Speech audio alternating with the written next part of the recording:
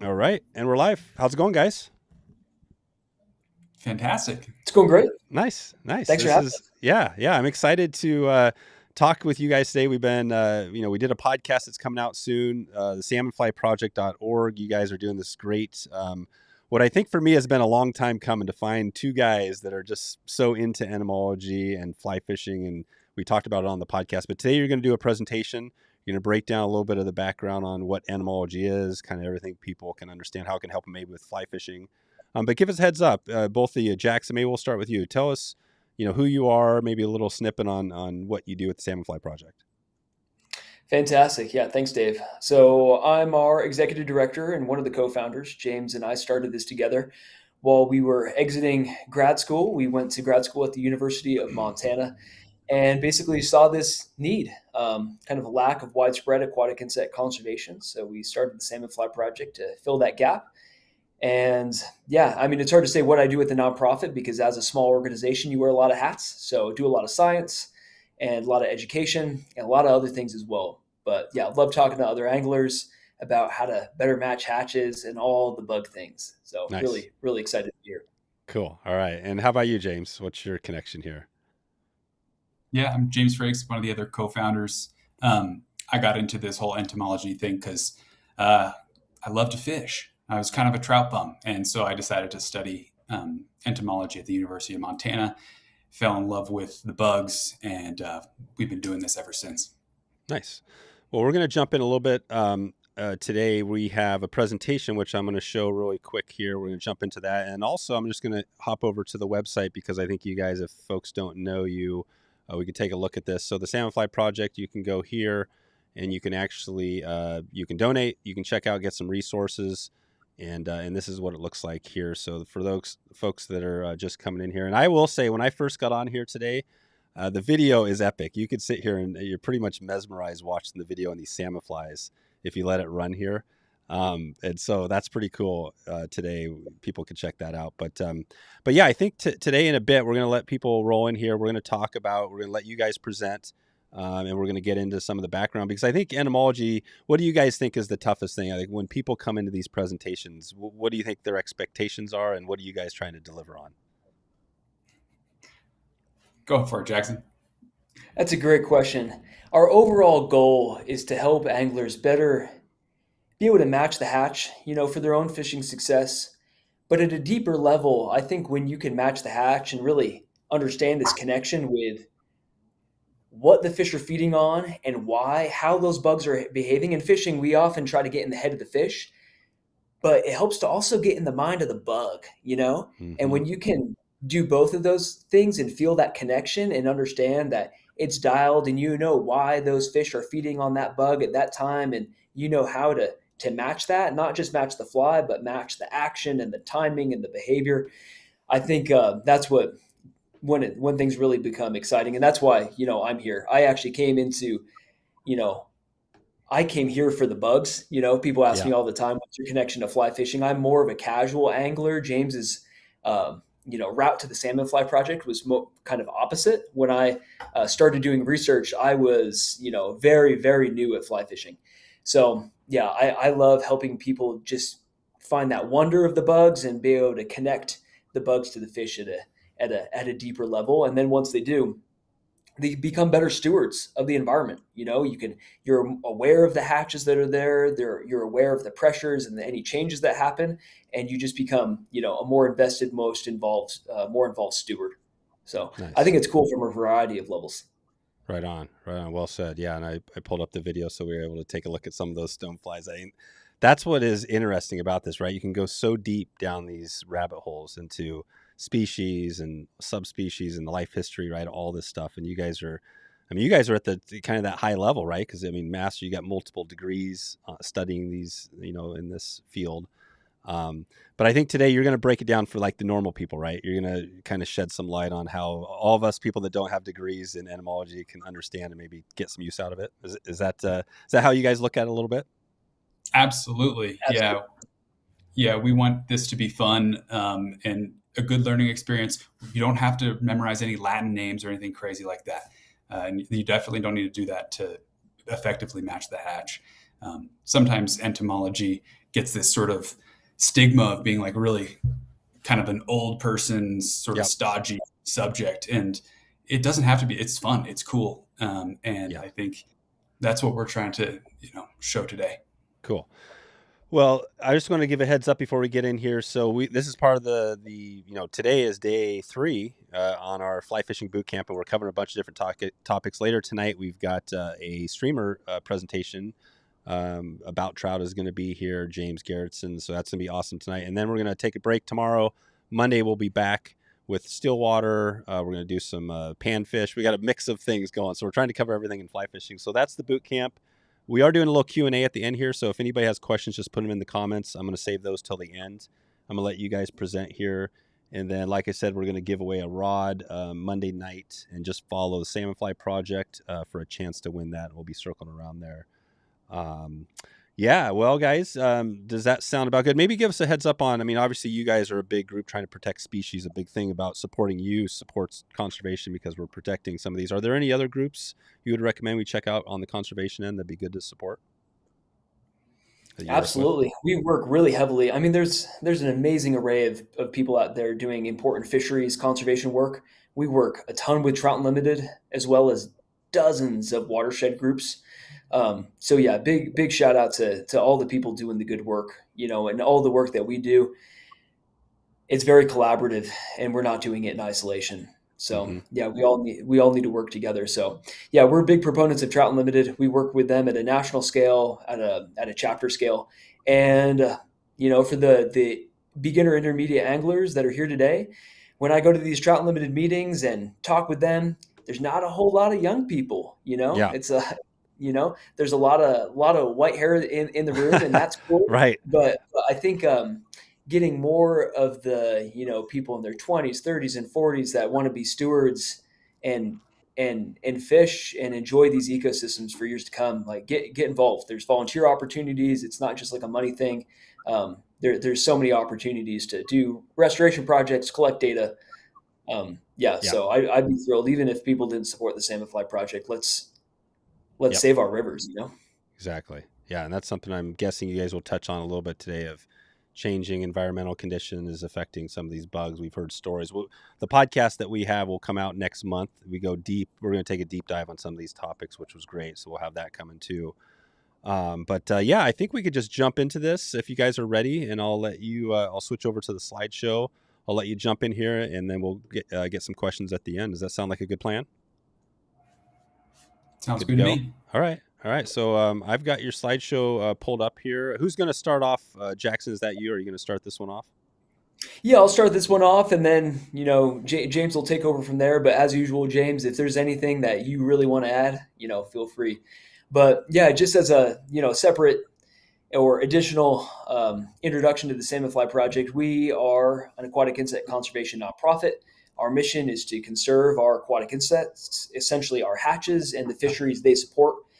A lot of people ask us about our name, and that comes from this amazing species of stonefly that hatches really throughout the West, the United States, but famous to the Western U.S. They're big, they're cool, they make amazing fishing opportunities because they emerge in synchrony, and they are declining. So it's not like the Salmonfly project really only does research on salmon flies. We try to protect all of our hatches, mayflies, stoneflies, caddisflies, particularly on our trout streams. And yeah, James, you want to go to the next slide? So before we get into the practicalities of matching hatches and getting into the entomology, I do want to focus a little bit more at a really basic level about why care, why conserve aquatic insects in general. And then most of our time is going to be really focused in helping you all listening learn about entomology. But the first aspect of why conserve aquatic insects is certainly, as we all know, we need aquatic insects to feed our fish. They feed the fish that we love to catch. But it's not just having enough food. One thing that's really important is having a diversity of food. So if we look at the different emergences of aquatic insects, trout, we need to understand, are cool but lazy creatures. When you're out in the wild, it's all about survival and reproduction. And as many of you know, these trout operate in these, these calmer waters wherever they can, these feeding lanes to eat available food items. And why a diversity of insects is important, because as these insects emerge from the water as winged adults and make a hatch, those insects are easy pickings, right? And that's why we like to fish hatches. That's why trout rise. If it wasn't easy, trout wouldn't do it. So sometimes when we talk to people, people think about like, oh, there just needs to be an abundance of bugs. Well, there also needs to be a diversity of bugs, because those, you know, different species emerge at different times and create easy feeding opportunities throughout different parts of the year. And that's particularly important throughout the summer when stream temperatures are warm, metabolism is high, and the trout need to eat a lot, and to eat a lot without moving around and expending a lot of energy. So it goes beyond just abundance, it goes to diversity as well. And then getting beyond fishing, insects are also the staple of other ecosystems. 70% of all birds eat insects, and many of those are aquatic. Aquatic insects, we always say there's infinite reasons to get behind saving the hatch, saving aquatic insects. You can go next, James. Um, all of these insects, just a little bit of ecology here and how they take care of our streams, they eat different food items. So, depending on your species, some species will eat rotting debris, whether that's leaves or wood. Others scrape the algae off of rocks. Others are filter feeders and filter little bits and pieces of stuff floating through the water. Others are predators. And when you have an abundance and a diversity of these critters, they keep the river literally clean, healthy, and functioning how it should. From a diversity perspective, if you take all of the freshwater animals on Earth and you add up all of the species, over 70% of all freshwater species on planet Earth are insects. So we always joke around and say, if you round up, everything in the water is an insect, which of course isn't true. But it does put it into perspective, Yeah. just the number of species and their importance. From a more practical perspective, aquatic insects are also indicators of water quality. Now, what does this mean? So, when we go and sample a river, we're not just looking for the abundance and the diversity of these bugs, but we pay attention to how sensitive each species is to pollution. Many species are highly sensitive, they disappear when the environment starts to change. This is especially true of stoneflies, as well as many kinds of mayflies and caddis. And then other species like sowbugs, scuds, leeches, worms, midges, they tend to be much more tolerant of polluted or disturbed ecosystems. So when we move into a watershed, we pay a lot of attention to that, because they are, the more sensitive ones are the canaries in the current, the canaries in the coal mine, if you will. And they let us know, based on their presence of different species, how the river is doing, even before trout might be impacted. These species, many of them are much more sensitive than trout. So we can use them as early warning signals, and then capitalize on that and change whatever is causing these subtle shifts in the bug communities to change, and keep our fisheries healthy for even longer and more thoroughly, preserve our dry fly fishing opportunities, the hatches, and all that entails. So we like to begin with that of the why behind the Salmonfly project. It connects to our fishing opportunities, our economies, our recreation, but also this massive piece of our ecosystem. So finally, let's transition from the why care to what is entomology, and really tailor this to the anglers. So at the most basic level, entomology is the study of insects. And fly fishing gives you this really opportunity to study insects, to get in the mind of the bugs. Because if you can understand their life history, their behavior, and at a really basic level, how to separate the major groups, you can make a lot of improvement in your fishing game, because you can have a game plan. You can anticipate hatches. You can anticipate feeding opportunities by trout. So we like to say it's not just picking, a bug natural and matching it to a fly. You have to know what is happening and why. So that's why we call it a study. That study of insects can be really relevant to angling. And by insects, okay, so what do we mean by insects? All insects, at least in their adult form, that means the form with wings, all the bugs that live in the water, nymphs, larvae, that's what we call immatures. Those are the babies. but at least as adults, they have 6 legs, they have wings, they have antennae, they live within this exoskeleton that protects them, and then they have 3 distinct body segments: a head, a thorax, and an abdomen. Really basic level. So when you compare that to scuds and amphipods and leeches, they don't meet those characteristics. So those are different. So most of our insects that we care about in fly fishing are stoneflies, mayflies, caddisflies, and then a big group of bugs called true flies, which includes your midges and your crane flies and a whole bunch of other critters as well that usually aren't as relevant to trout. So in the next part, we want to go through, these major groups, and probably the most relevant groups are what we call the big three: mayflies, stoneflies, and caddisflies. And this is the only Latin I'm going to throw at you today. And the reason why we're throwing a little bit of Latin at you is because when you go into some of the science entomology literature, you see this abbreviation EPT, and that stands for Ephemeroptera for mayflies, Plecoptera for stoneflies, and Trichoptera for caddisflies. Those are the Latin versions of these common names in English that we're used to saying. And EPT as a whole, as I already kind of talked about, tend to be sensitive to environmental degradation, pollution, however you want to say it. And when we have a lot of EPT, that means it's an indication that the river is healthy. So you see that vernacular quite a bit if you start going into the science. So we like to throw out that a little bit, but that's about as deep into the Latin where I'm gonna really push people here. All right, so let's talk about these major groups, EPT, and then we'll kind of go to the midge group hereafter. So mayflies, who are we dealing with here? A lot of people think about, mayflies, they hear about these common hatches, blue-winged olives, Marge browns, green drakes, tricos, whatever it is, and we call those species. Well, there's actually 3,500 species of mayflies found throughout the world. These are diverse, large groups of organisms. Mayfly is not a species. That's what we call an order. It's a lot of critters that live in different environments. They have different behaviors, different requirements in their ecosystem. So we like to point that out first of all. And mayflies are really, really fascinating, not only because they tend to be sensitive to environmental pollution and they're eaten by trout, but they're amazing creatures. They are the oldest kind of flying insect. They predate the continents we know today. They predate dinosaurs. They predate flowers. They are ancient critters, and they have they're just really cool. I love their life histories. We'll talk about that here in a little bit. Kind of an ancient and basic life history, different life stages.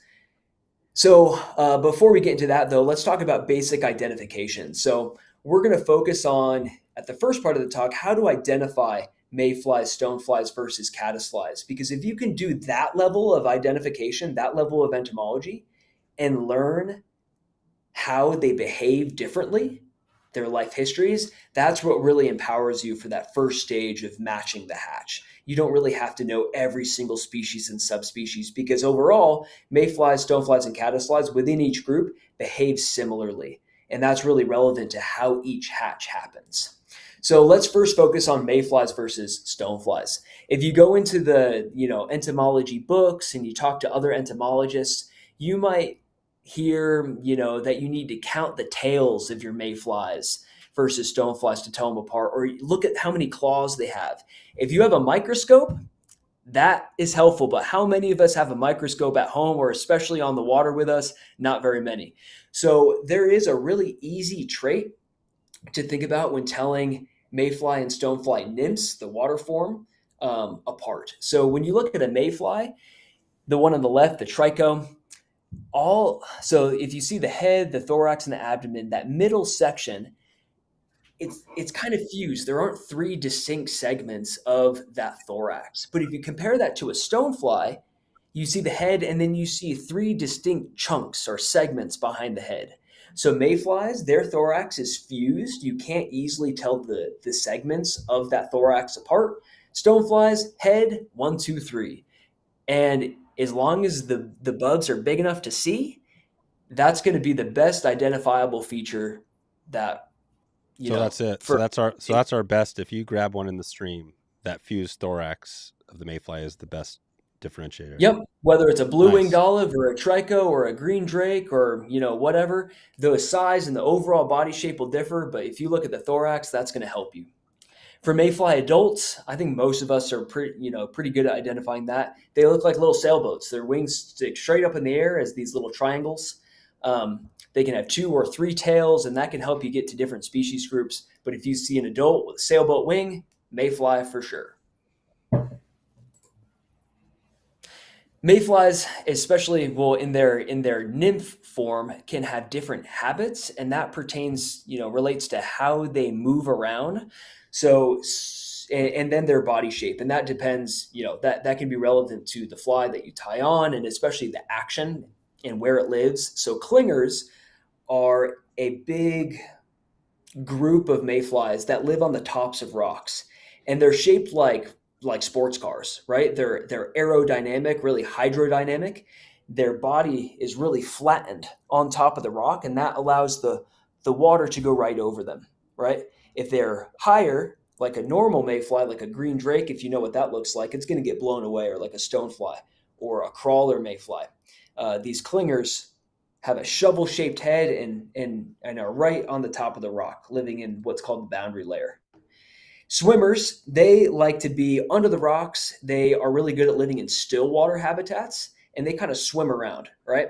So if they exist in a stream or river, they don't swim around as much. Because the flow is going to blow them away, but they're good at swimming.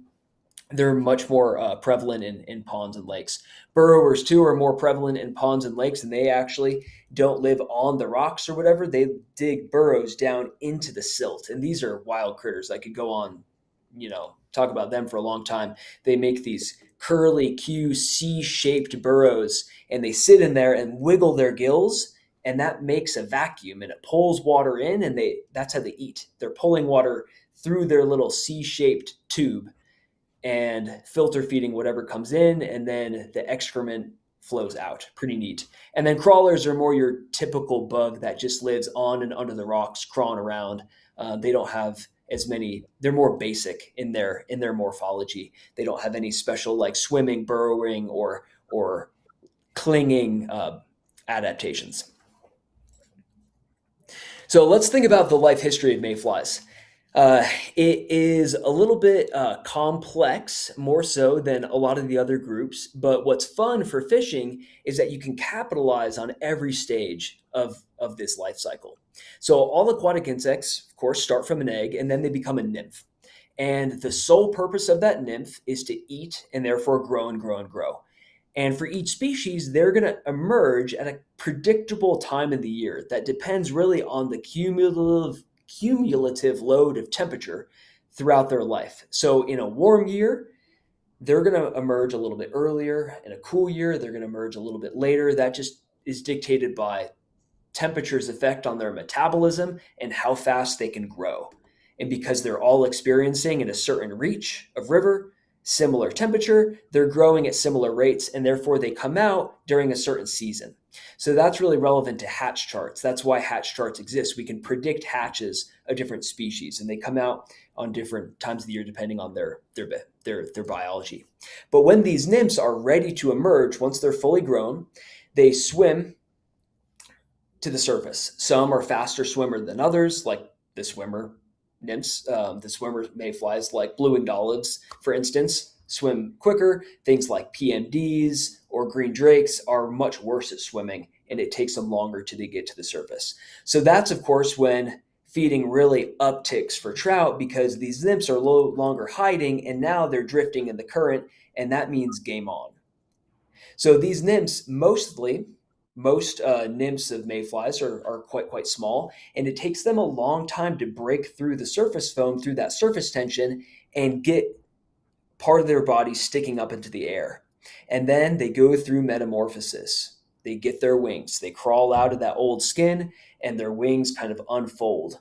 And that process takes a long time, first getting through the surface film, and then going through metamorphosis, and then drying their wings so they can fly away.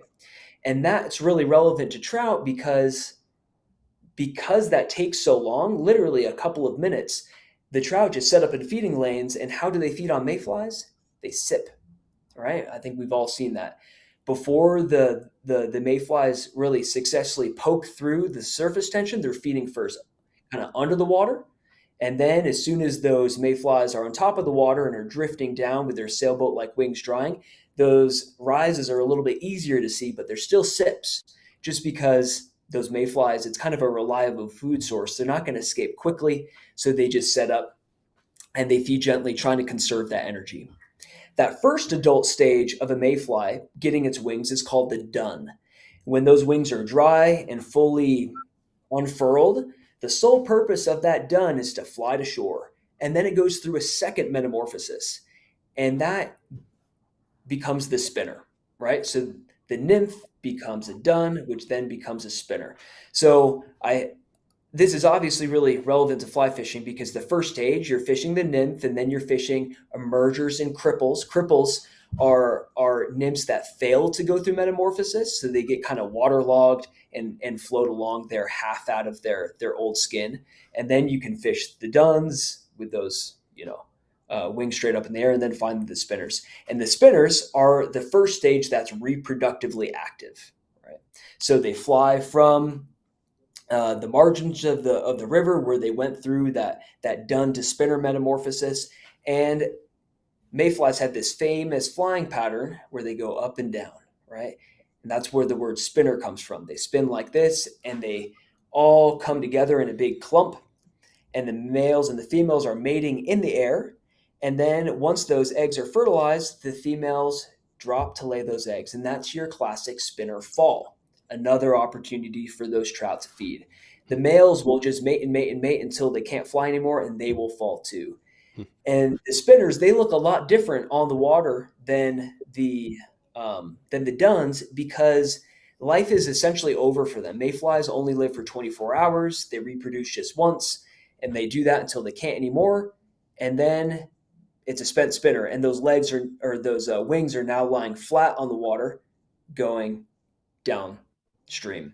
Again, is there an easier part of the hatch is there a more common part of the hatch to fish? Do you think like the spinners versus the duns, is there a more common or a better, or does it depend?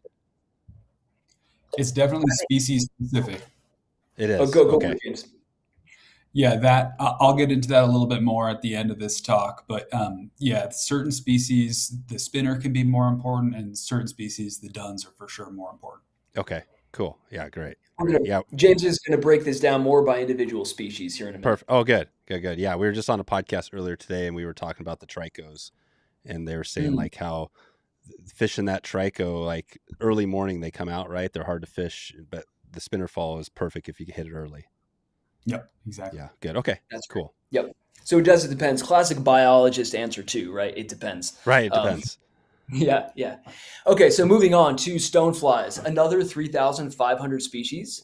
Stoneflies, on average, tend to be the most sensitive to environmental degradation. Another reason why it made a good namesake and flagship for our organization. The salmonfly is one particularly sensitive organism. It too is quite ancient and shares a lot of similarities in its biology with mayflies that we'll get to here in a minute with its life history. But let's go back to how to identify these bugs. So if we just go to the nymph form, going back to the 1, 2, 3 thorax segment, just showing those pictures of a trico mayfly versus a nocturnal stonefly. Mayflies have that fused thorax segment.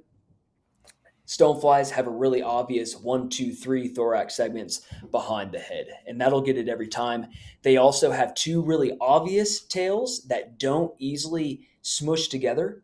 Mayflies, most of them, have 3 tails. Some have 2 as nymphs, but it's often hard to see them when you pull them out of the water because they kind of glue together with the surface tension of the water. But stoneflies do have a really obvious 2 tail. As adults, pretty much all stoneflies look on average the same, despite body size and color differences. It's this classic insecty appearance with the heavily veined wings laying flat over the abdomen. Classic picture of a little yellow Sally on our hand over there on the left. So how do stoneflies go through their life cycle? As mayflies, everything else, they start from an egg and then they go through their nymphal stage. Pretty much all stoneflies are crawlers. There aren't really burrowing stoneflies nor clinger stoneflies that live on the tops of the rocks. There aren't swimmer mayflies. They have a really similar kind of behavior and movement style. But when a particular stonefly species is ready to hatch, emerge, instead of swimming up the water column, the vast majority of stonefly species crawl to the bank or up like emergent logs, vegetation, rocks. And that's actually why they're called stoneflies, because you see the old exoskeletons or shucks of those stoneflies hanging out the rocks. People talk about that with the bigger stoneflies all the time. Golden stones, salmon flies, those shucks, as long as it doesn't rain, will hang out for weeks and weeks and weeks on the rocks, just laying there. So those stoneflies, they emerge bankside. And that's actually really important because if you imagine, right, remember, stoneflies are sensitive to pollution and they're sensitive to low oxygen. Most stoneflies love to live in riffles, and that is a fast flowing environment. And that means that before they're hatched, they have to crawl from the middle of the river through all sorts of fast water to the margins. And there's a lot of them that get washed off. And that's why one of the reasons why, particularly fishing the salmon fly hatch, can be really frustrating for people because sometimes there are all these salmon flies flying around and even laying eggs on the water, and the fish aren't feeding on them. And people say, why? And it's because a lot of the time they are full. They have already engorged eating salmon fly nymphs. Similar things can happen with goldens, but it's not as prevalent before the hatch So they've even already happens. eaten. They've already chowed down on all the nymphs. So when they hatch Yeah, they off, don't they want to can't even see eat anymore. Right. exactly. They don't want to see another salmon fly. I've heard Sometimes these they can stories still about eat. I've heard these stories about fish where they eat so many bugs it's like they're almost like puking up bugs, right? They just stuff themselves. But salmon flies, that'd be hard to do, right? I guess because they're so big. Yeah. I mean, sometimes I've been sent like videos and pictures and kind of see yourself. Sometimes you can feel them and see the salmon flies like moving around Oh wow. in inside Oh, that's the crazy. trout. It's pretty wild. So Amazing. sometimes people get more success. James might talk about this fishing other little attractor patterns or like little caddis nymphs during the salmon fly hatch Hmm. because they're like full of salmon flies. They don't want to see another one, and maybe they're just curious about what that little thing is floating through the Oh, there water. you go. Nice. But sometimes anyway, James is probably going to want to cover that in the species level stuff. Let's Okay. go back, James. Um, Uh, so salmon flies or stoneflies, excuse me, they come out, they go through metamorphosis, they fly to the bank, or they're already on the bank. They mate on the bank, so on the rocks, on the vegetation, and then they come back to the water. The females do, and most species kind of splat on the water, or they skitter on the water, and that's the action of those females putting their egg sac into the water, and the eggs float away. So because those females are moving quite fast and because stoneflies are often quite large, trout will feed more actively, more aggressively, splashier on stoneflies than mayflies. And that's simply because partially of size and partially because they're moving a lot more. Those mayflies don't really move around when they're on the water because they're either drying their wings or they're pretty much already dead as spent spinners. Okay, useless bug fact number one. We like to interject these random little fun stories of bugs throughout our talks, and this is just to paint the picture of just how wild these critters are. We're used to seeing like documentaries of lions chasing gazelle and stuff in the Serengeti. Like it's a Serengeti down there underneath your wading boots. So here's a story about one of your classic summer caddis, spotted sedges. In a lot of streams, this is the most abundant aquatic insect in the water. We're going to talk about caddis more in a second, but these larvae, they can spin silk, just like moths, some moths and butterflies. And they make this amazing underwater tube, almost like a tubular spider web. And you can see what this guy literally spinning some silk and making this home. It lives in there. and it sets that up in a feeding lane, and the flow brings debris or little mayflies or little midges, algae into that web, and it simply just lives in there and eats and eats and eats. And you can imagine it's a lot of work to make a house in a riffle in flowing water. They need that flowing water to bring their food to them. It's a lot of work, and it takes time. So these spotted sedges, these larvae are really, really territorial, and sometimes they will try and steal another web that's in a more optimal feeding lane, or if its web was destroyed by like a rock or maybe your boot and it has to start over again. So there's this fascinating, like really crazy stuff that happens. So you'll have one that's a caddis that's in its home, another one comes along, and then it's like a battle of the bands. It's called stridulation. It's what crickets do. Crickets chirp. Instead of rubbing their legs together, like a lot of crickets and grasshoppers or whatever, or their wings together, these guys will rub their claw on these bumps on their chin, and it makes a chirp. Hmm. And they will have a chirp off. And the louder the chirp, the bigger, the badder the bug. And if the invader chirps loud enough, the one in the net will crawl up and float away. And it'll either like get eaten by a trout or it'll float somewhere else, and then it has to make its net over again. But if Crazy. they chirp equally and are equally like aggressive in that way, then it's literally war and they wrestle. Oh my And then one gosh. will get chucked into the flow, and then the Wow. winner will hang out in that net. Can you So a hear lot of the this time chirping? these Can bugs can are can, just the, can humans hear the chirping? no, not like no, No. you because you're in the water How and would you it's guys hear it? Do you have how do you have you can you get like so mics? this is like from free research. I've never set myself up to hear Gotcha. the Yeah. This is um like serious level research doc yeah, whatever. yeah, Yeah. yeah. But just even knowing it happens and like I'm super nerdy. So sometimes I'll like snorkel through trout streams and just Right. like Look for watch it. bugs doing their thing. But yeah, a lot of the time we think these bugs, just because they're underwater, they're just living these boring like lives that Yeah, are they're bugs. Like uninteresting. how smart They're are these little bugs. critters, right? They're just But bugs. they do wild stuff, and this is just one example. So it's a wilderness down there underneath your boots. Just remember that. This is a great segment. The useless bug fact, I can tell you that right there. I'm not going to forget that one. That's killer. Okay, so finally getting to caddis. So that's one kind of caddis. Lots of other kinds, October caddis and Mother's Day caddis, lots of different kinds. But caddis are a lot more diverse species wise than mayfly stoneflies. We have 17,000 species worldwide, and they can be either net spinning or free living, or they can have a case. And the ones with a case spin silk to glue together rocks or sticks in some species specific construction, and they literally pick up rocks and they fit it onto their case as they're growing, as they need to expand it. If it doesn't fit, they throw it downstream, and then they try and find another one. They're pretty smart little critters, and they create these cases to protect themselves, not against fish but against stoneflies. Many stoneflies, all of your squala, your goldens, your yellow sallies, those are predators. So they protect themselves against it, and they can crawl inside like a turtle, but they don't grow their case like a turtle or a snail. They make it.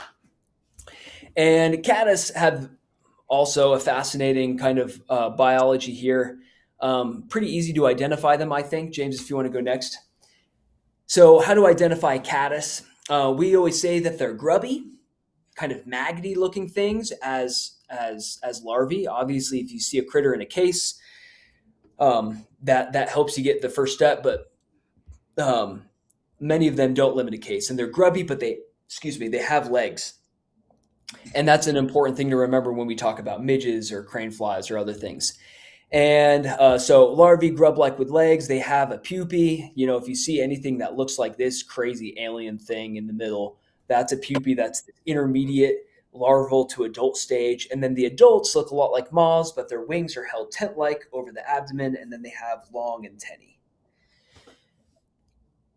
So they go through quite a different life history than mayflies or stoneflies because they have this pupa. So they start as eggs, they're larvae, they grow and grow and grow, and eventually they spin a cocoon, just like a moth or a butterfly, chrysalis or cocoon, and then they turn to soup inside that cocoon, and they grow their wings from scratch, right? And all of their other, body parts.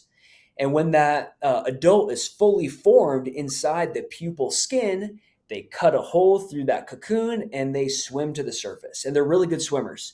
So they swim quite rapidly, often more rapidly than most mayflies. Um, and they can often get an air bubble that on around their pupa that helps them come up a little bit faster. And given the velocity of that upward motion, they poke themselves quite quickly through the surface film, and the head of that pupal chamber is now air exposed, and it's like a porthole. The adult will cut the old skin open and emerge out of it like a little porthole, a little tunnel, and then it'll quickly fly away. So unlike a mayfly, mayflies are sitting in that surface film for a while and taking a long time to go through metamorphosis and taking a long time to dry their wings. The whole action of emergers and then the process of becoming an adult is much, much, much quicker in an adult.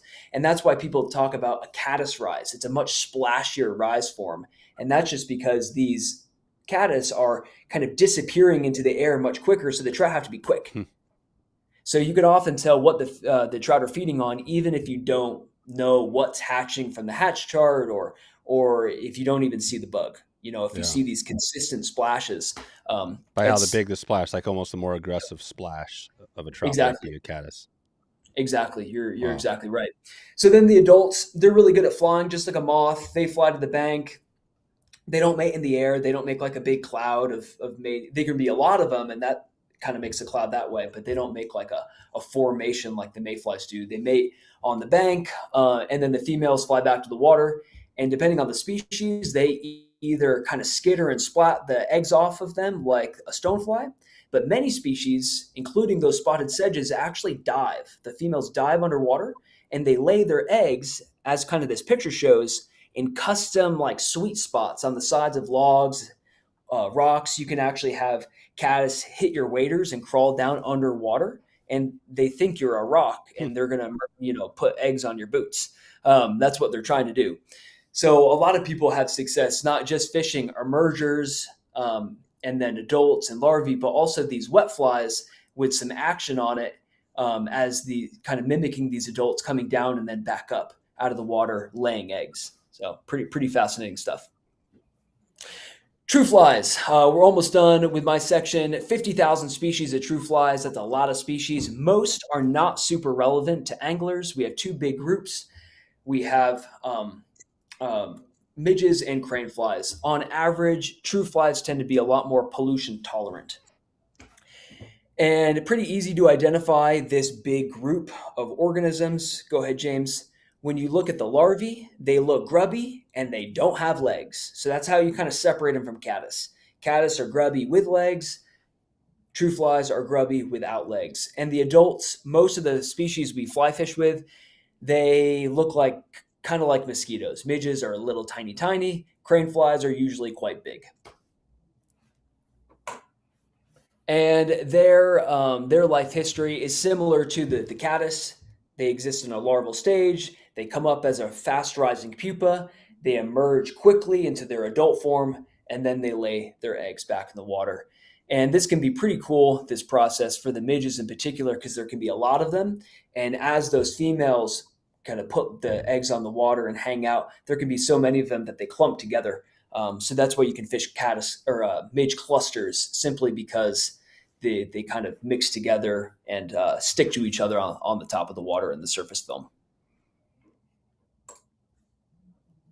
We also have a lot of beetles that live underwater. The vast majority of those aren't relevant to fly fishing, but they do exist. Some rivers, dragonflies and damselflies can be important.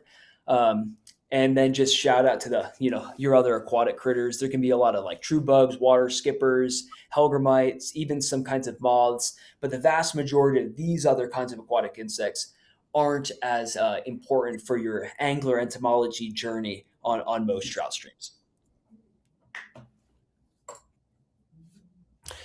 So the final group, we have a lot of non-insects. We call these non-insect macroinvertebrates. So these are still bugs that you can see with your naked eye under the water, but they're not insects. They don't have these two stages with the wing stage and then the larval stage. they don't have 6 legs. Some of them, never have legs at all. So these are worms, leeches, snails, crayfish, scuds, sow bugs, things like that. Can be really relevant for fishing, but they don't make fishable hatches. And on average, the vast majority of these critters, if there's a lot of them, it's an indication that parts of the ecosystem have been degraded, usually relevant to not enough oxygen. That's most frequent. Awesome. Well, nice Wow. work, Jackson.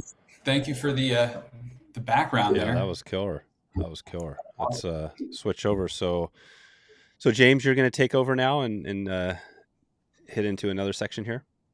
Yeah, so this second section is kind of trying to build off of the basics that Jackson just laid out, and we're going to talk more specifically about particular hatches, and I'm going to try and shed some knowledge on specific angling tips to focus on particular hatches. And I do want to just let your listeners know this is very Western focused, right? Mm-hmm. Like all of our research is around the West, and so we kind of tailored this to be a Western focused part of the presentation.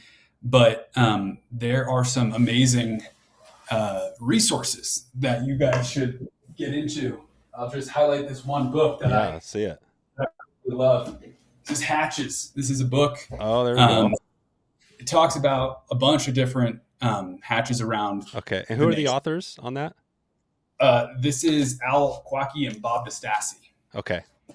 And this originally came out in the 70s. They did a revamp when they redid all the taxonomy for a lot of the mayfly species. So there's a bunch of different books, and you can get deeper into this. And I encourage your listeners to go down the wormhole because this is fun. Awesome. Yeah. Cool. Well, let's. All right. Yeah.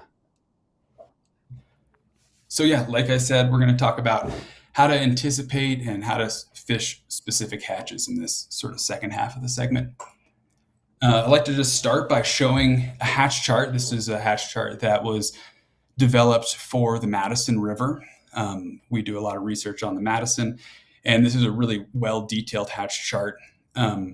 For those anglers who maybe aren't super familiar with how to read hatch charts, you've got the seasons up top, and then the blue shaded in areas are the times when you may expect to see those bugs out on a particular river. Now, each hatch chart really should be tailored for a particular river because, like Jackson said, the sole thing that drives an insect emergence is the temperature of the water, right? It's the accumulation of degree days, how long they've been in the water under certain temperatures that dictates when a hatch will occur. And of course, each river has a different thermal signature. So each river should have its own hatch chart. This one is designed specifically for the Madison River. That's cool. All right, moving. Hey, would you say, James, real quick on those hatch charts? Do you find that all major rivers out there in the West have something like that, hatch charts? Yeah, I mean, I'd ask your local fly shop, and most people should have some kind of a hatch chart.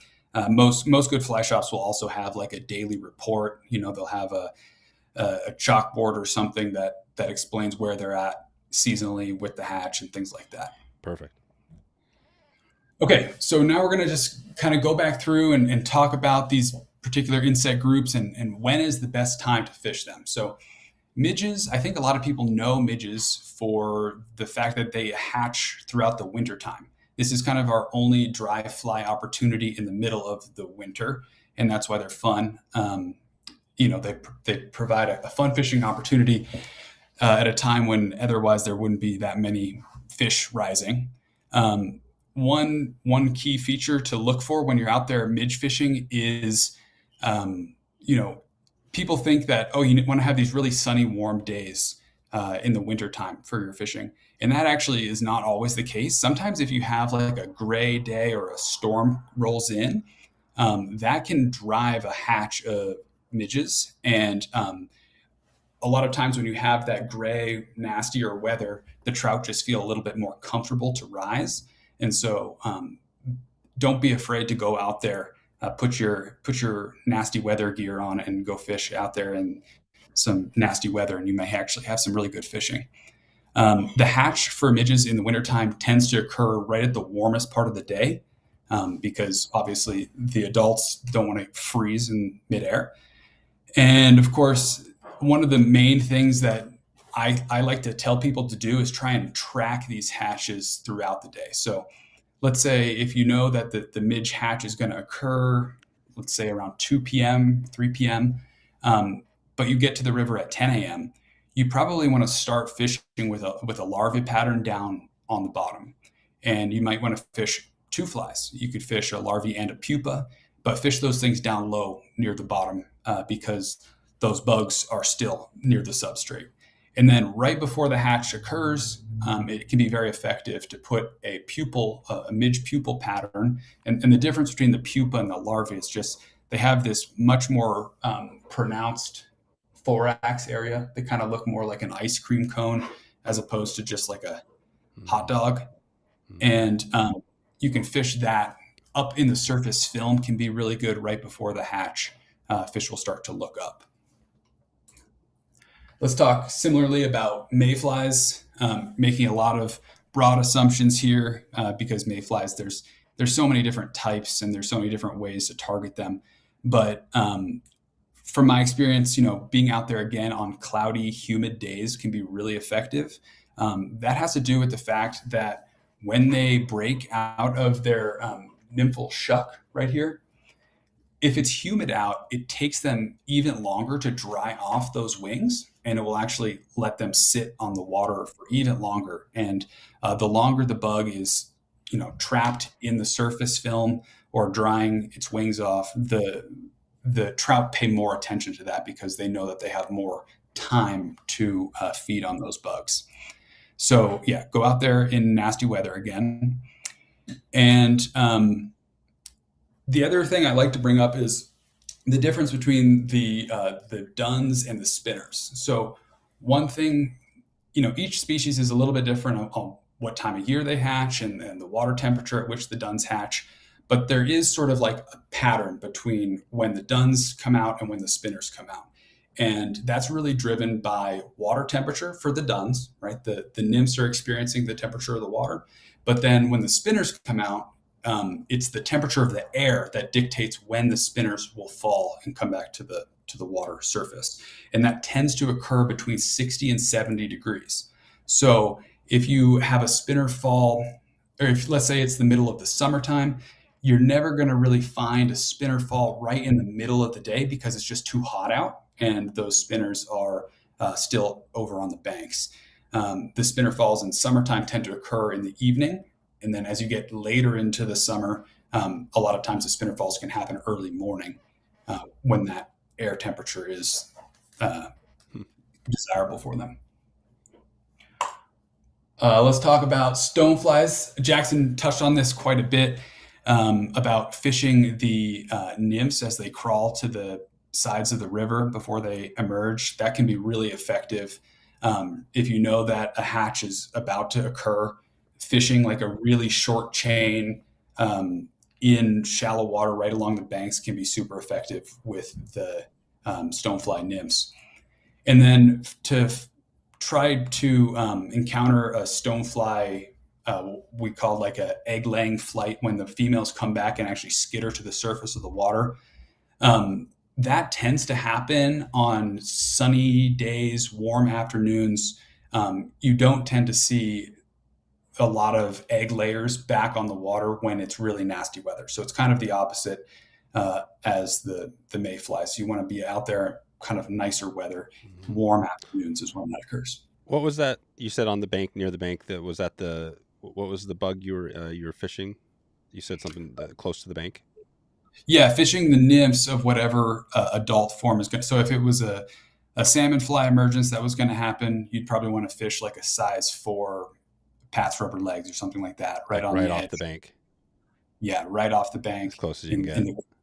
Yep. What about under trees? They seem to be good places. I guess that's more that they're falling out. The adults are falling off of the trees and into the water when you got overhang, stuff like that. Yeah, and a lot of times the structure, the best fishing happens over structure because you got to remember the trout themselves want to have some cover. Some cover, Uh, right? yeah, so that they can. You never really tend to see trout out in the middle in a bright sunny day rising because Right. they're scared of the birds. Yep. Okay, moving along, talking about caddis. So caddis are an interesting group. There's so many different types of caddis. Everybody sort of just talks about the caddis hatch and they don't get super specific on them. And I think that's kind of funny because there's just so many different species. But, the reason for that is because all of the adults sort of tend to look very similar. They all kind of look like little moths. You need to tie a variety of sizes and colors and you can pretty much match a caddis hatch. A lot of times in the summer, you'll find caddis hatching later on into the evening, even into after dark can be really good. And Jackson did kind of mention this, but you have both these pupa, which is this phase that's intermediate between the larvae and the adult, and those move really fast, and they're subsurface and they're moving around quite a bit. And then you also have these egg layers that will dive down, and the trout will cue in on both of those phases.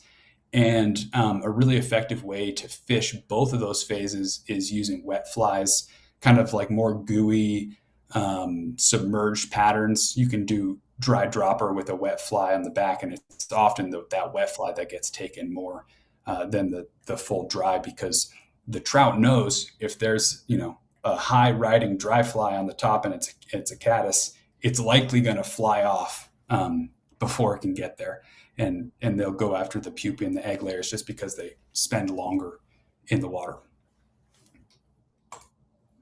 Okay, we've hit another totally random bug fact. Nice. This is a fun one. This is kind of goes back to some of the research that I did when I was still in grad school. I was working with a researcher up at the Flathead Lake Biostation. Her name's Rachel Mallison, and she sort of is the lead pioneer of studying these crazy subterranean stonefly species. So there's 3 or 4 different species that live up there, and they actually live under the ground.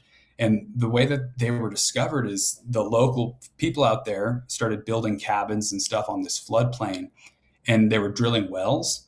And once they hooked those wells up to their house, they started to get these crazy looking bugs coming up in their sink, and they would, call and say, I think there's cockroaches coming up out of my. Well, they weren't cockroaches. They were these really cool species of subterranean stoneflies like Cathraperla and Isocapnia. They have these really weird physiology where they can withstand super, super low oxygen because they are down there where there's very little flow. There's also, there's basically no sunlight that they ever experience because they're under the earth. So they never really darken up. They always have this sort of like blonde beige-ish look. They're very soft. They're very strange. They're totally weird. But it's just kind of interesting to know that when you're lacing up your boots by the car, there could actually be stoneflies right underneath your feet before you even get to the river.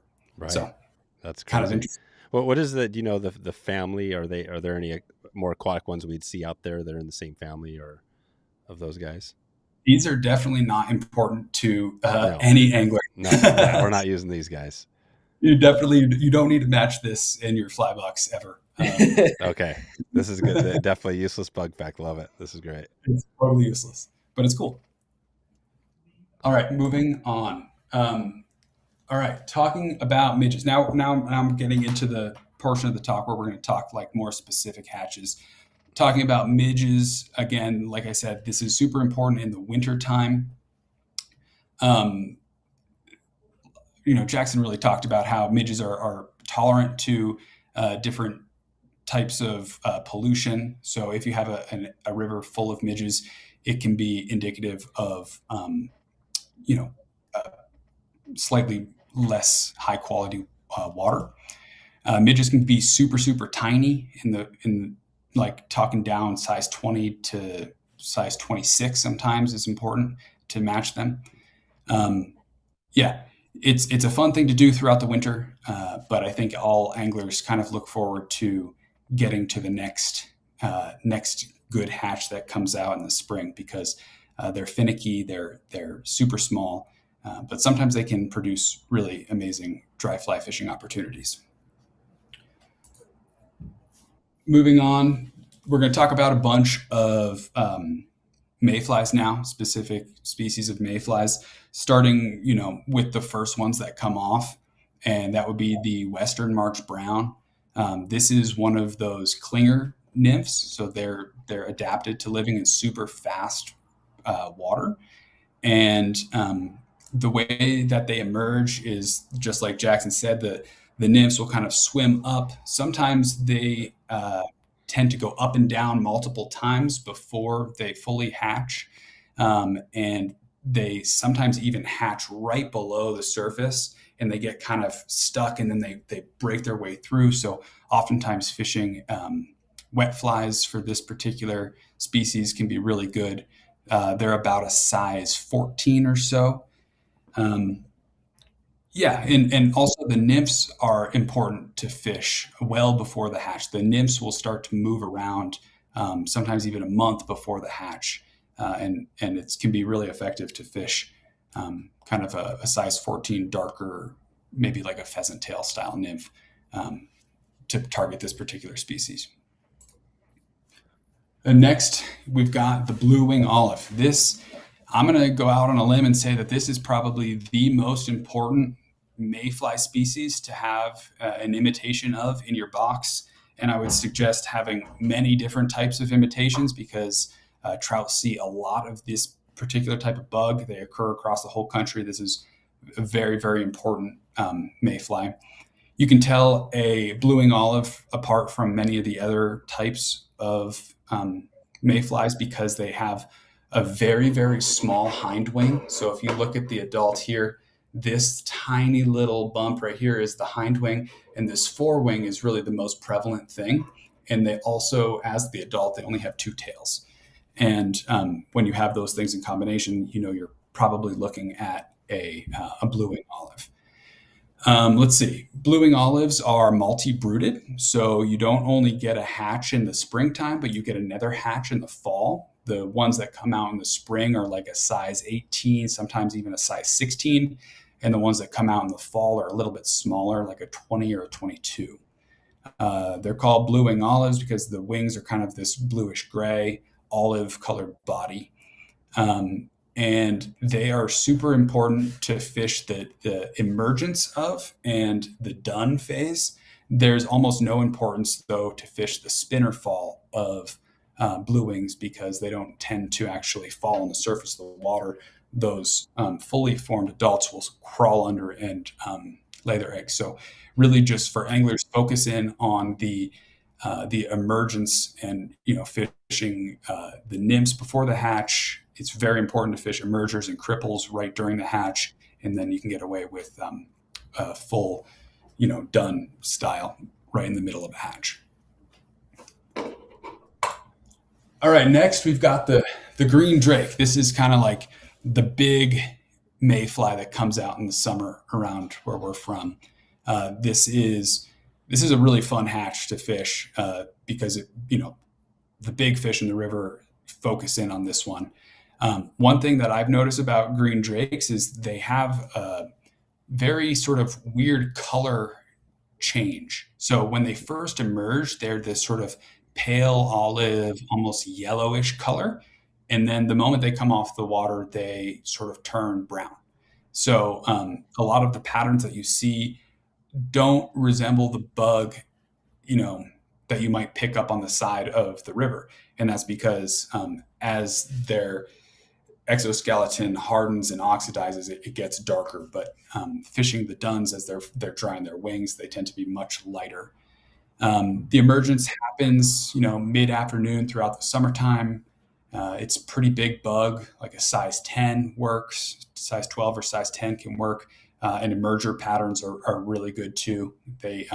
These bugs have a hard time sometimes getting through the surface film. So you can fish an emerger and have pretty good luck. All right, talking about pale morning duns. This may be out west. I'm going to say this might be the second most important mayfly to have imitated in your box.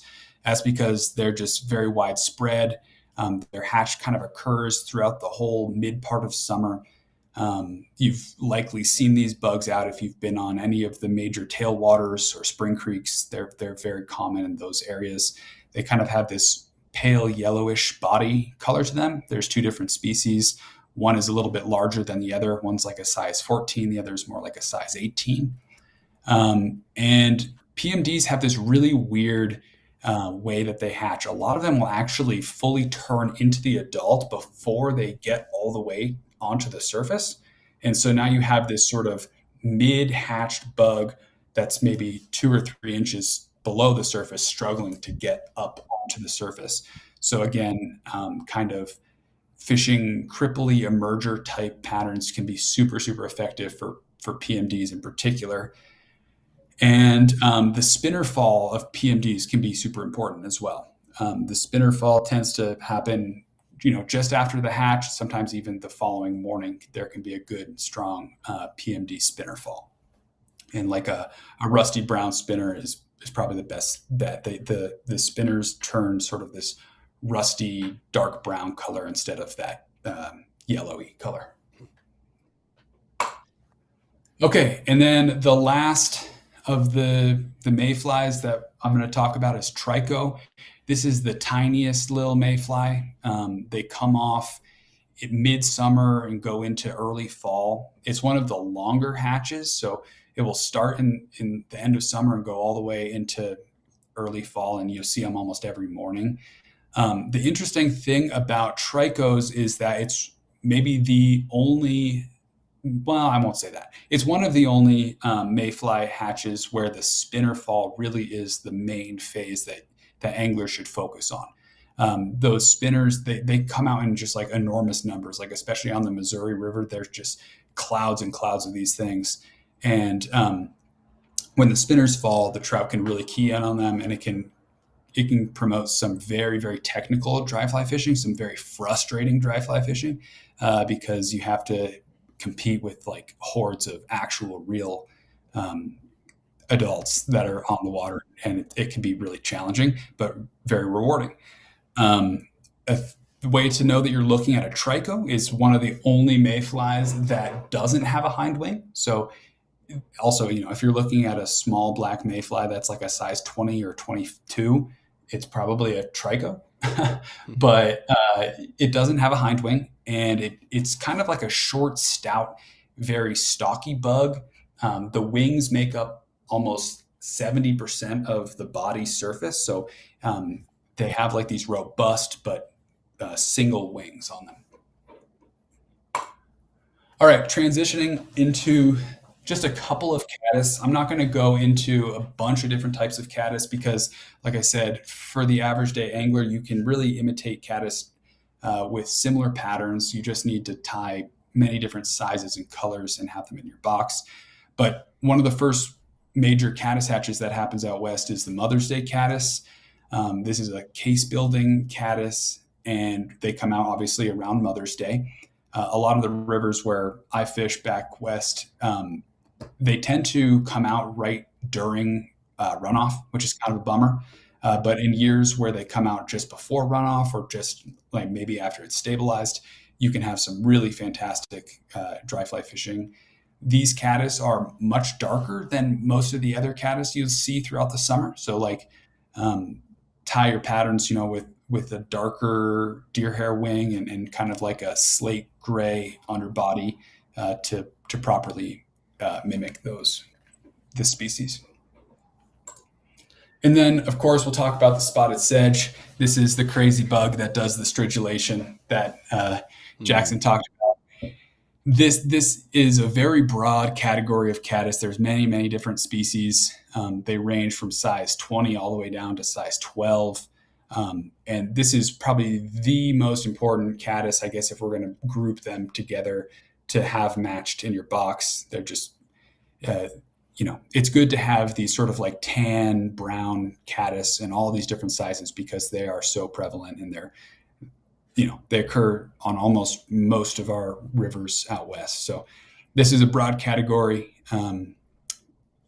Fish the pupa, like I said, fishing pupa patterns and egg laying patterns using wet flies can be super important as well. Many of the larvae of this particular group are sort of like this lime green color. So, green weenie can be a good fly. But, having brighter colored larvae pattern or like woven Polish nymphs can be really good. Okay, we're transitioning now into the stoneflies, starting with our favorite. Obviously, this is our flag species, the giant salmonfly, the largest species of stonefly in the whole world. These are very important bugs and obviously very sought after by anglers.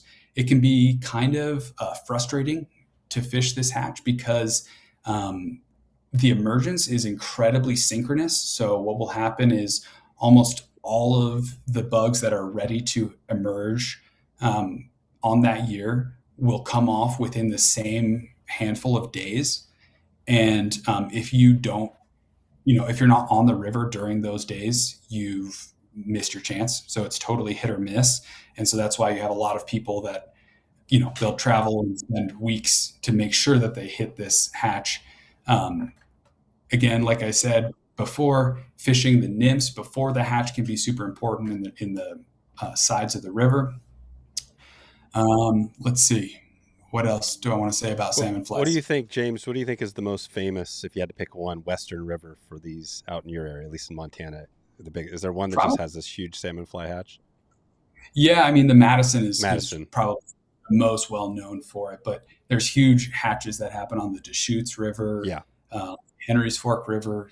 I mean, this is a very famous bug. And like I said, each river has its own thermal cue, and you can sort of bounce around multiple rivers if you know when, or you can predict when the hatch is going to occur. And so you maybe can hit it for a few days on one river, take a road trip, and then hit it again on another river. Oh, one thing we should talk about is that these bugs have a 4-year life cycle. So unlike a lot of the mayflies and caddis, where they just live as the larvae or the nymph for 1 year, these bugs will spend 4 years under the water, and they'll grow over that time. So you can fish a salmonfly nymph that's like a size 14, but you're actually fishing like a 2-year-old bug. Or you could fish a size 6, and that would be a bug that is about to hatch that year. So they come in a bunch of different sizes, but only every 4 years does one actually hatch. All right, next group is the golden stonefly. So this is another large-bodied stone that comes out right after the salmonflies hatch. This hatch happens much longer than the salmonfly hatch does. So oftentimes you won't actually see a very prolific golden stone hatch. They'll just sort of be out in the environment throughout the summertime. And that's why fishing a kind of a bigger golden dry fly throughout the summer can be a really good searching pattern. So you can sort of cover a lot of water and fish these, even though you're not seeing them in the sky. It can be a very effective way to cover a lot of water quickly and catch some fish that way. The nymphs of this species are voracious predators. I remember doing some research and watching them stalk up on little blue-wing olive nymphs and just chowing down on them. They're definitely the top predators of the macroinvertebrate community. And then we've got yellow sallies. This is another sort of broad category. A lot of people call yellow sallies, or a lot of species fall into this yellow sally group. They're all just a little bit smaller, and they occur throughout the summertime on most of our western rivers. Some species are yellow, like the name suggests, but then some species are also like bright green, and that would be more of this like chloropurlidae group. That they're sort of like small bright green stoneflies. And even some of the yellow sallies form this sort of weird red back half of their abdomen. And if you want to get really into matching the hatch, you can tie a fly that's sort of half yellow, half red. That can be a good way to properly match that. But the best way to fish this particular hatch is to just have a variety of body colors in your box, and try and catch a few of the naturals and match those as best as you can. And then last one that I want to talk about is the nocturnal or mutant stones. This is one of my favorites. This is a group of stoneflies that come out sort of right at the end of summer and early fall, and they have a fun name, nocturnal mutant. They come out in the middle of the night, and the adults don't like the sunlight, so they will hide underneath the rocks. So it's very hard to sort of see a hatch occurring. The best way is to go out during the day and flip over some rocks right on the bank, like not in the water, but next to the water. And you'll find these little weird mutant looking stoneflies that run away from the sun. And that's these bugs. The males never actually grow fully sized wings. And the best way to fish them is to go out in the middle of the night or right before the sun comes up and fish skittering stonefly patterns. Color doesn't really matter, right? Because you're in the middle of the night, so the fish can't see so well. But they do cue in on the fact that these bugs really skitter along the surface. So skating a fly can be really effective, and it's a really fun thing to fish. Okay, this is our last bug fact of the day.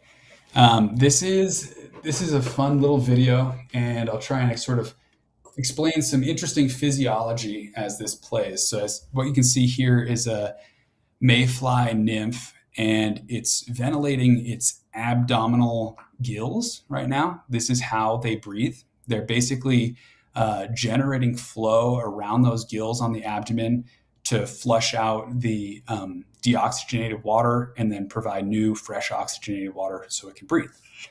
And it poses the question, or one question that people may think about is, why are there no stoneflies in lakes and ponds? But there are mayflies, there's caddis, there's midges.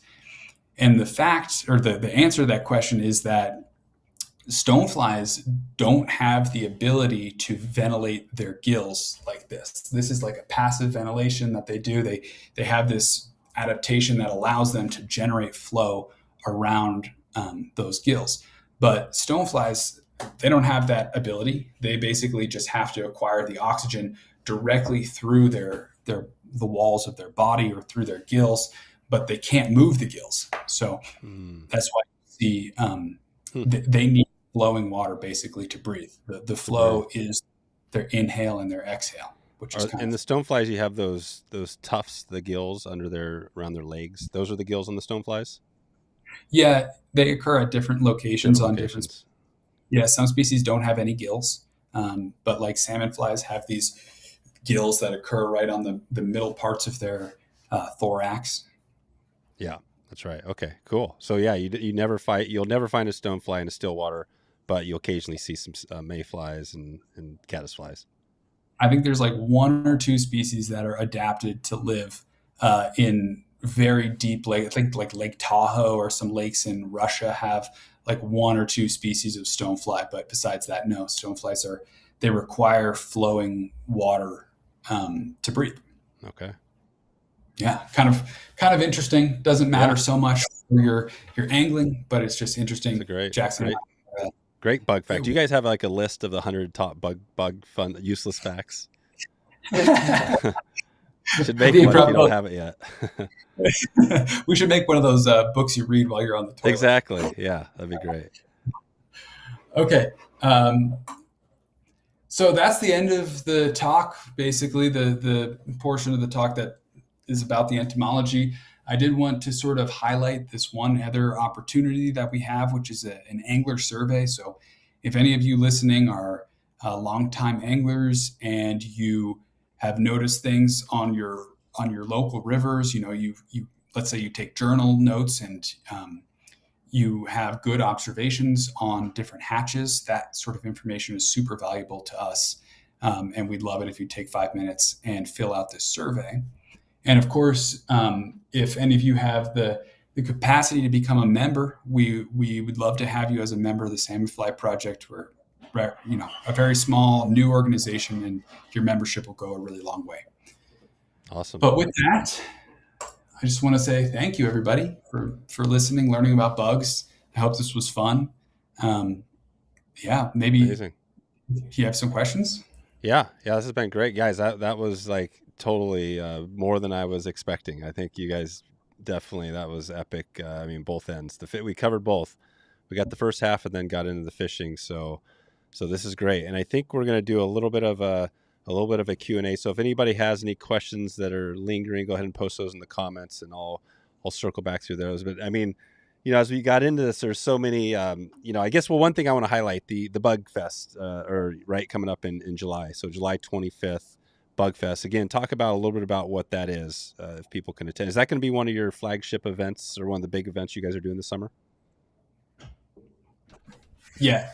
Bugfest is an in-person angler entomology event. It's going to happen out at $3 Bridge on the Madison on July 25th.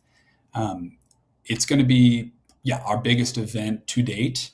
We're going to have 3 different stations. So if you come out for a day of fishing, you can spend maybe an hour with us, and before you fish, we'll look at the nymphs, we'll look at drifters and emergers that are in the water column, and then we'll even look at some of the adults that are out there.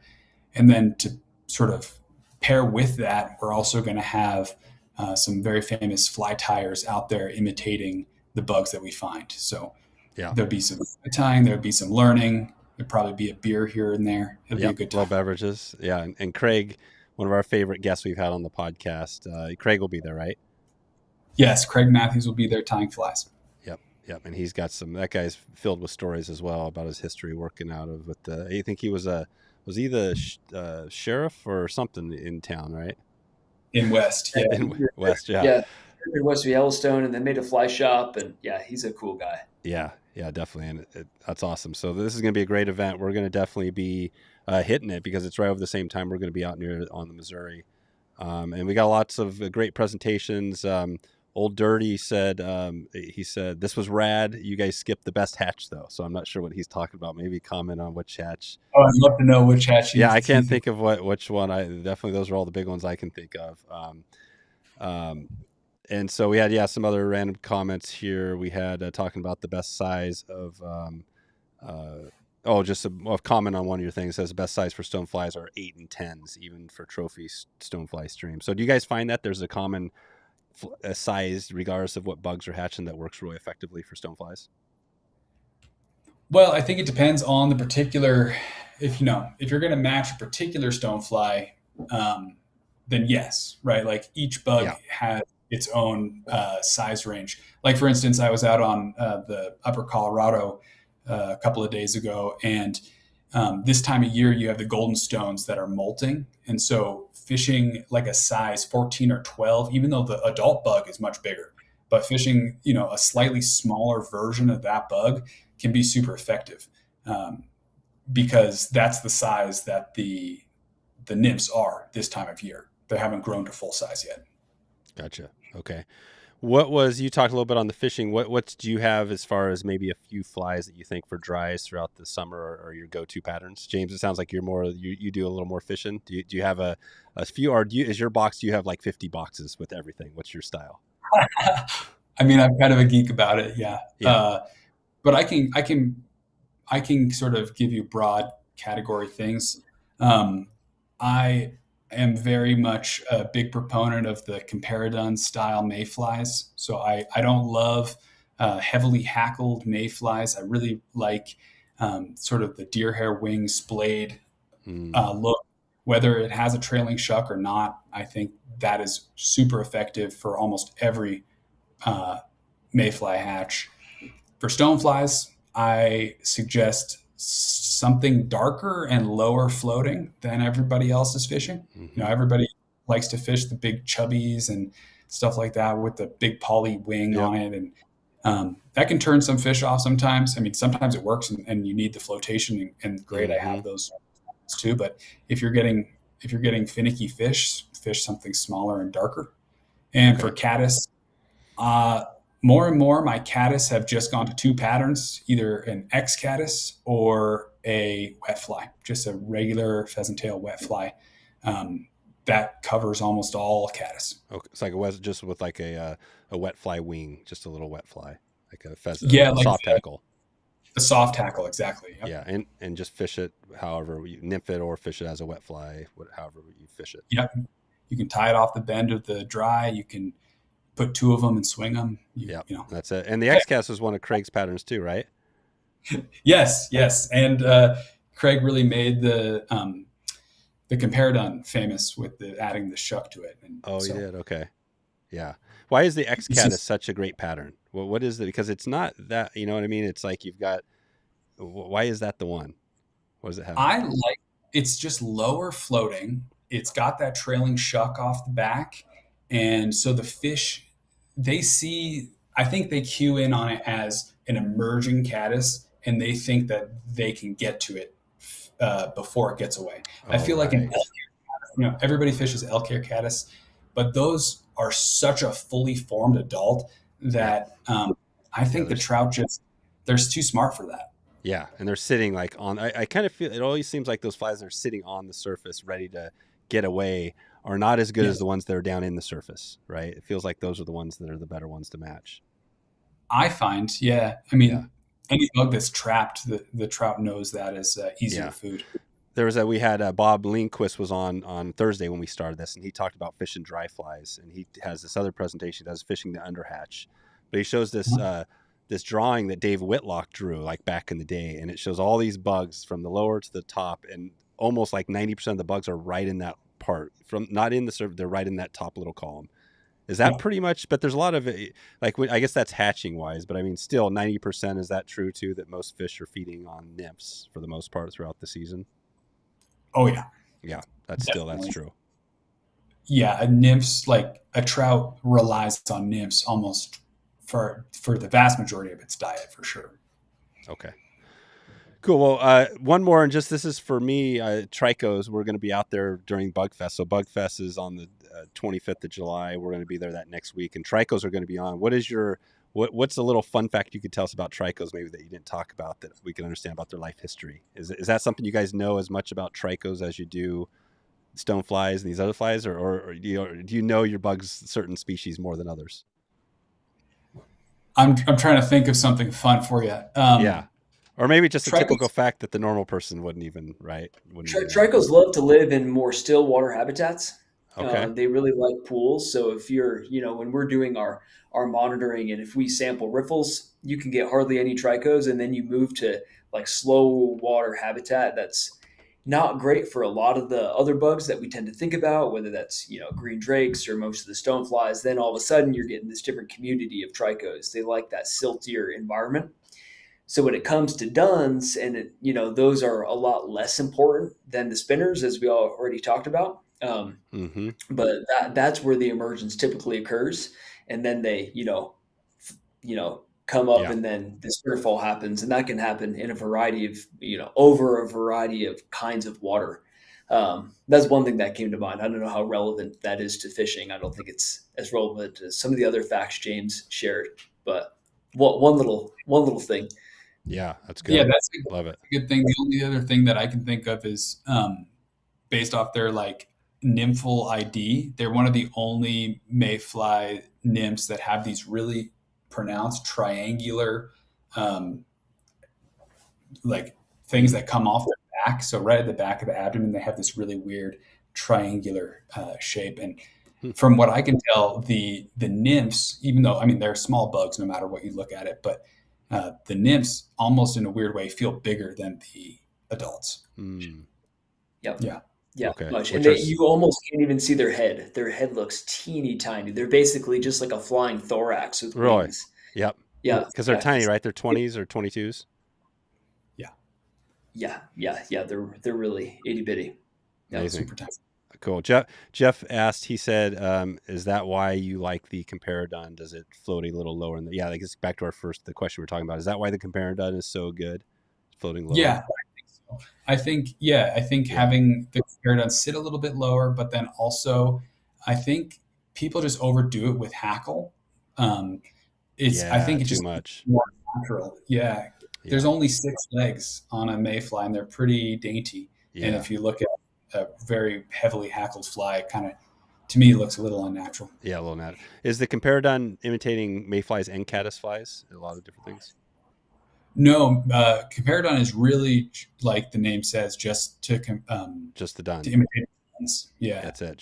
So it is just different types of mayflies. Okay. It looks like Old Dirty, he said the bat hatch. So I guess that was the hatch we missed. So I think he's talking about something else. So he was kind of joking. So you guys, I think, did cover all the hatches, right? We cool. certainly didn't cover all the hatches. All right, you didn't cover all. Yeah, there's 30, whatever you said, 3,500. Yeah, we didn't cover especially we didn't touch the East Coast ones, So yeah, we didn't that's talk right. About sulfur. This is Western focus, right? Okay, well, maybe we'll have to follow up with you guys when you start heading out east. But yeah, as we head out of here, so we mentioned Bugfest. Where else can people track you down? Where should we send people? We've got the surveys we highlighted. Just go to your website, check in with that. Would that be a good next step? Yeah, definitely go onto our website. We have an events page, like a calendar that shows where we're going to be, having presentations. And besides Bugfest, we do a lot of local small angler entomology clinics that are out on the water. Bugfest is like a mega version of that. So all the areas where we have projects, at least once a year, we're holding some kind of on the water free clinic, talking about a lot of the stuff we touched on today, but on the water, looking at bugs, hunting them down, pulling them out of the water. So that's pretty fun. Nice. Then we have a lot of webinars too. We have one coming up here at the end of March. And that's another opportunity for people to listen to Salmonfly project results. We didn't talk about any of our science here today. Oh, cool. But I mean, that's mostly what we do is, monitoring research of aquatic insects relevant to conservation. So we talk about that in the webinars. We have education stuff in the webinars. We have a lot of guest speakers come, that are always very, they can be other entomologists or super buggy kind of sciencey anglers. You mentioned Craig. He's a great candidate for a webinar. Okay, so, Craig, yeah. There's multiple avenues for interactions. Perfect. Or Rick Hafley, I think on the podcast we mentioned that. He's an old friend of the podcast. And somebody actually in the notes said something about Hafley. He said that Hafley, at the last presentation Hafley did, he eats a bug every time.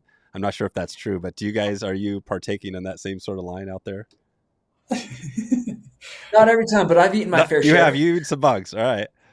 Oh yeah, you got it. You have to eat a salmonfly at least. You have to, yeah. You got to feel the crunch, or it's that thing you got to do. And most of the nymphs, they taste like if you like seafood, it tastes like, really? Like a raw. So they're pretty good. Shrimp. It's pretty because I don't like raw shrimp, but it's okay. It's pretty pungent. There you go. So for those that haven't tried a big juicy bug, we should all do that this year. That would be a great next step. Go eat a big Caddis larvae. It's awesome. It's pretty wild. Cool. Well, let's see.